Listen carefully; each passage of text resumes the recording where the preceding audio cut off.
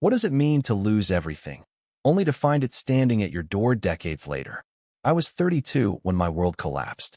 My husband, James, sat me down one rainy evening in our cramped Chicago apartment, his eyes cold as the storm outside. "I can't do this anymore, Ellen," he said, voice flat. "I want a family, a real one, and you can't give me that." The word infertile hung in the air like a Gwil 5e, sharp and final. He packed a bag and left me with nothing but echoes of his words and a hollow ache where love used to live. The doctors had been blunt. My chances of conceiving were near zero. James couldn't handle it.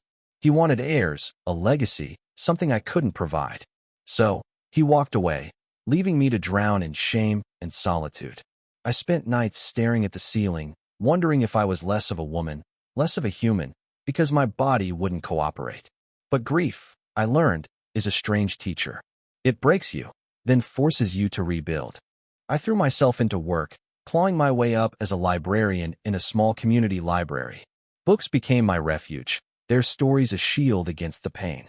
I filled my days with the laughter of children at story hours, their tiny hands clutching picture books, their eyes wide with wonder. Each smile was a bandage on my wounded heart. I told myself I didn't need a child to feel whole. I had purpose. I had love to give, even if it wasn't to my own. Years passed, 18 to be exact, each one softening the edges of my loss.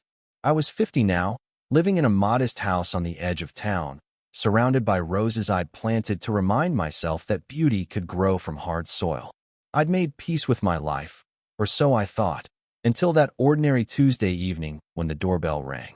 I opened the door, and there she stood, a girl, no more than 18, with chestnut hair and eyes that mirrored mine. My breath caught. She clutched a crumpled envelope, her hands trembling. "Are you Ellen Harper?" she asked, her voice soft but steady. I nodded, unable to speak, my heart pounding like it hadn't in years. "I'm Lily," she said, and the world tilted. She stepped forward, holding out the envelope. I think I'm your daughter." My knees buckled. I gripped the doorframe, the word daughter ricocheting through me. It was impossible. The doctors had said James had said he couldn't. Yet here she was, flesh and blood, her presence unraveling everything I'd accepted as truth. She told me her story over tea, the steam rising between us like a fragile bridge. She'd been raised by adoptive parents in Oregon, kind people who'd given her a good life. But she'd always felt a piece of herself was missing. When she turned 18, she received a letter from her adoption agency, revealing my name and address. It also held a truth that shattered me. I had been pregnant, briefly, all those years ago. A miscarriage so early I hadn't even known. But somehow, against all odds, a child had been born. My child, kept from me by a system that assumed I'd consented to adoption, by records sealed tight, by a husband who'd erased me from his life. James. The name burned. Had he known? Had he hidden this from me? I pushed the thought down, focusing on Lily's face, her nervous smile, the way her fingers traced the rim of her cup. She wasn't here to accuse or demand. She just wanted to know me.